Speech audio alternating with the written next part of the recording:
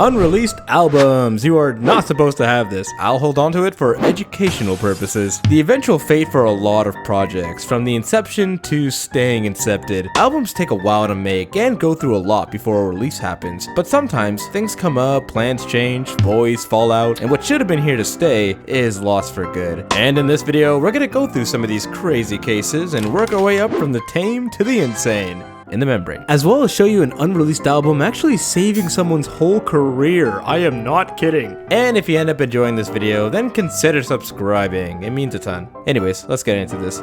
Enjoy!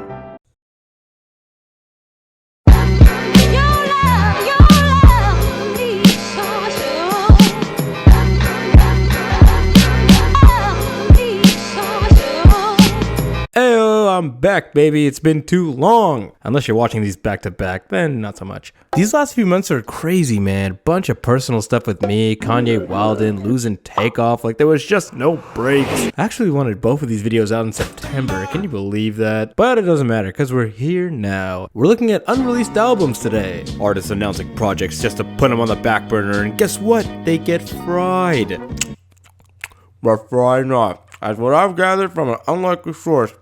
Is that when an artist doesn't release a project, it actually doesn't just disappear. It actually goes somewhere, someplace called the torrent, I don't know. But what I do know is I'ma find this place, and when I do, you'll be the first to know. I'm just waiting for the map.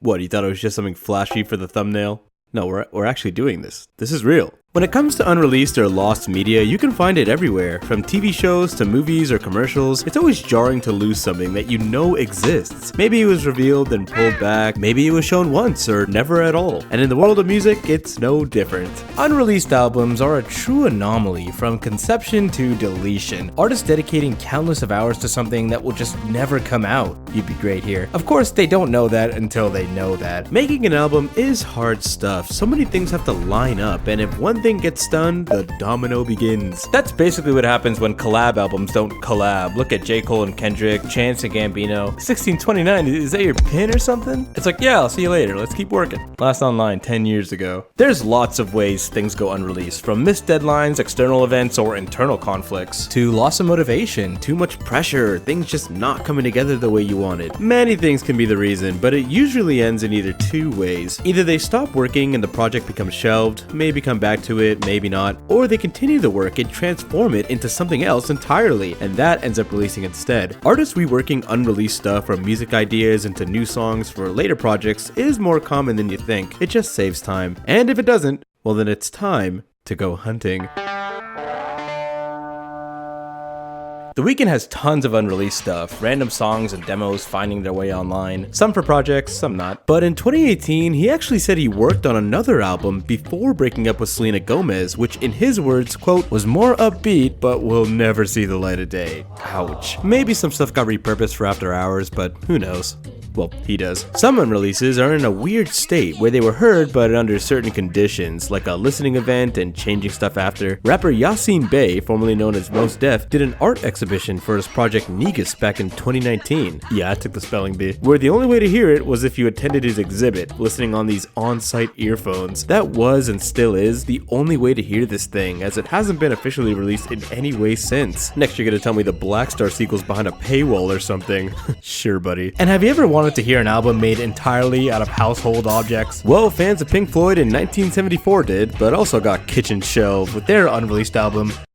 You're never gonna guess. With the band making music using pencils, rubber bands, pots and pans, you name it. Some tracks being reworked for their album Wish You Were Here. This looks familiar. The Cinderella Man himself, Eminem, was set to release his final album King Mathers in 2007. Labeled his retirement album, he was ready to wrap it up after the death of his mentor and longtime friend Proof in 2006, on top of his ongoing addiction to drugs, even recording a final thank you track to end off on, but ended up scrapping the project, coming back with Relapse and Recovery the following years. And hip-hop mega group Wu-Tang Clan released a one-of-a-kind album titled Once Upon a Time in Shaolin, where only one copy was made and auctioned off to the highest bidder in 2015, the winner doing whatever they want with it. But that album story is so fucking wild and honestly deserves its own video entirely, so we'll leave it here for now. Sometimes an album goes unreleased, but not by the hands of the artist, instead by external forces, i.e. getting ganked from them. The rock band Green Day was planning their 7th record, Cigarettes and Valentines, before their master tapes got stolen from them. The band deciding to just record new material instead, becoming their classic record, American Idiot. But the worst case that I know of has gotta be Skrillex in 2011. During the peak of the dubstep craze, Skrillex was arguably one of the biggest artists on the planet. And after blowing up with some singles, a couple EPs, and Yes! Oh my gosh! everything was set for the release of his debut EDM album Voltage, set for 2012. But while touring in Milan, the hotel room he was staying at got robbed and stolen from him various computers and hard drives that were holding the would-have been album. Some tracks they did manage to save would end up on other releases like Right In, Kyoto, and Summit off Bangarang. What a shame, man. Like, in the golden age of dubstep was about to release Dubstep 2, and some idiots just went,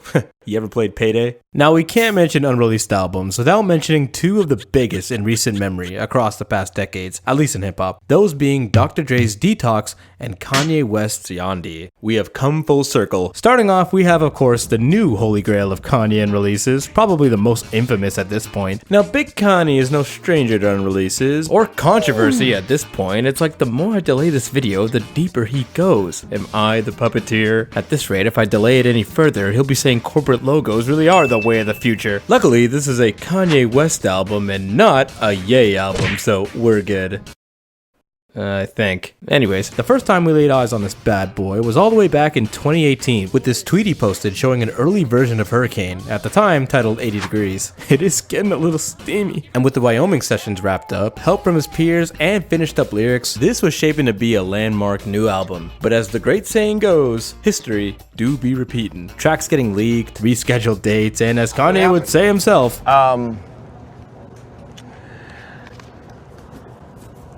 I didn't finish it. Ultimately scrapping the project after his renewed faith in God and turning it into what would eventually become Mid is King. I mean, Jesus is King. Leaving Yandhi to go Ganzi. I don't fucking know. Well, that was a blow, and not the good kind. But to pull anything from this, he and his team definitely knew they had something in that moment, because even after its eventual demise, the record would still live on for years through leaks and fan edits. People are still making Yandhi edits here on YouTube. It's like a new one every month. As well as the man using his next two albums to do new versions of these unreleased songs. Yep, tracks made in 2018, not seeing the light of day until 2021. Talk about attachment issues. But even though we would eventually get some of it through these albums, I can't help but think about what we could have got, you know? It's like those pics of those futuristic cities where it's like, yeah, that's what it would have been. Now, at least these songs actually came out in our project, because if your name's Dr. Dre's Detox, you weren't so lucky. The OG unreleased hip-hop album by West Coast legend Dr. Dre was originally announced all the way back in 2002, and was gonna be his third solo album, but never came about. In the same interview, he also said the album would be done in a year. Well, add that to my list of things that didn't fucking happen. But it's not like he was doing nothing, as throughout the years, he would help bring up 50 Cent, produce for Eminem's albums and various peeps all over, and working on a whole beats business,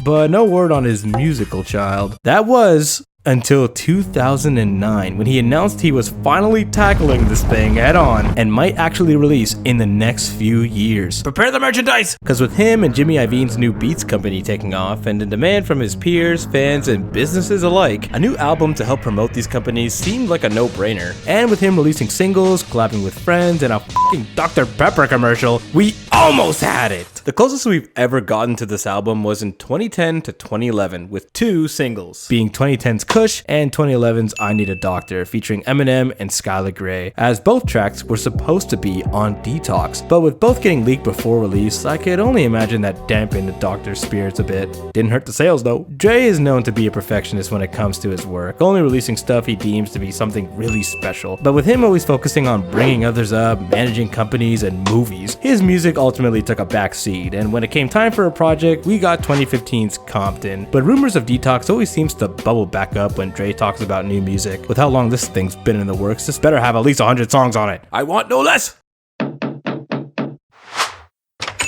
Package for Mr. Bites?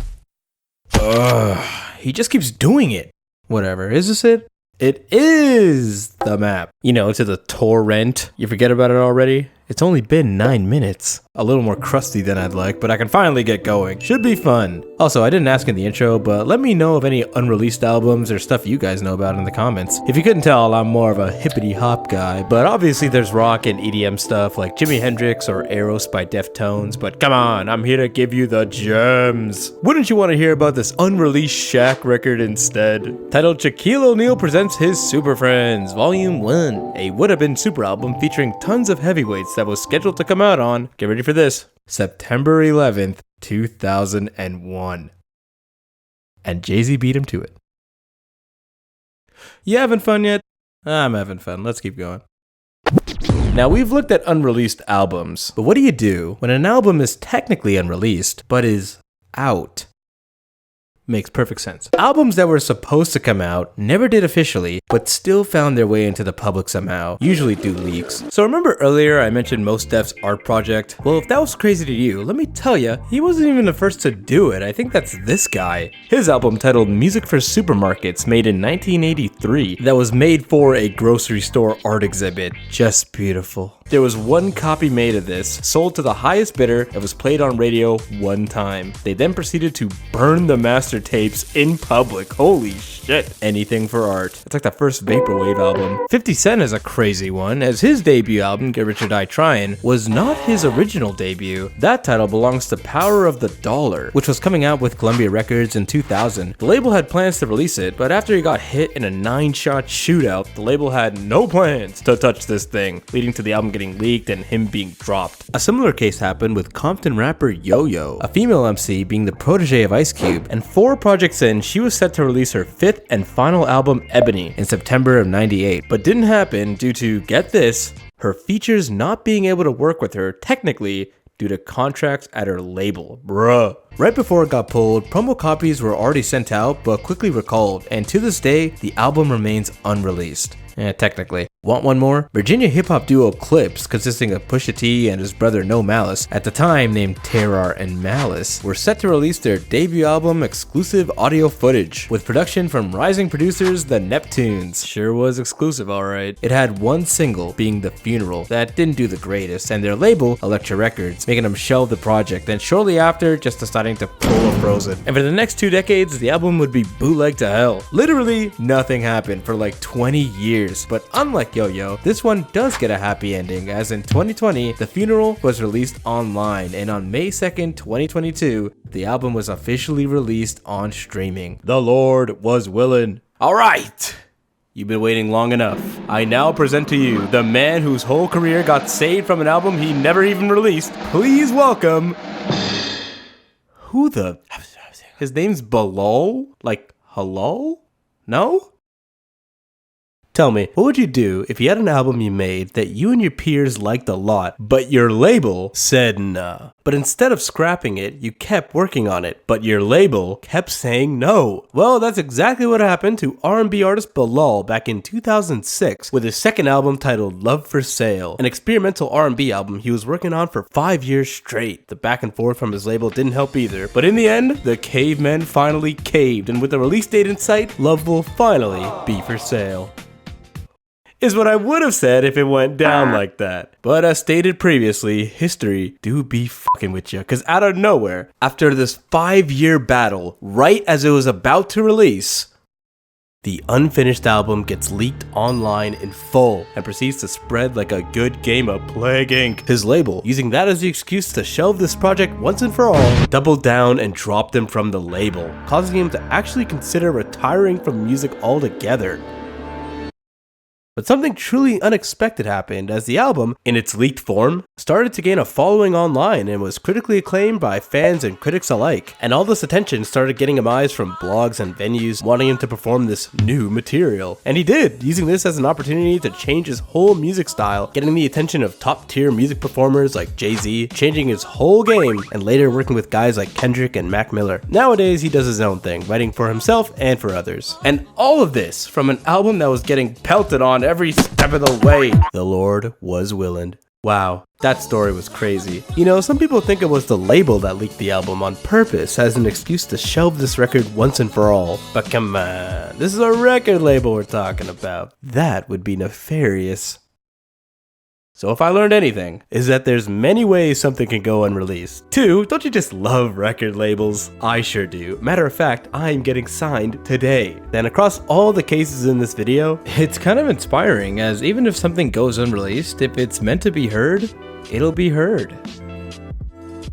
Except for Doug Walker's The Wall. That probably should have stayed. Unreleased albums were a lot weirder than I thought. I'm gonna be honest. Reading about some of the cases in this video, I was like, bro, that's so whack. Anyways, thanks for watching. Leave a like if you haven't already. Have yourself a great new year. And whether this is your first one or you're here from the start, thanks for watching these videos this year. It actually means a ton. Apologies for the garbo upload schedule. This year was really hectic. But next year I got a bunch of stuff planned, like streaming and collabs, so stay tuned. And yeah, I think I'm lost. This map just leads me to a Denny's at 2 in the morning. What's up with that? I think I'll pass. What the?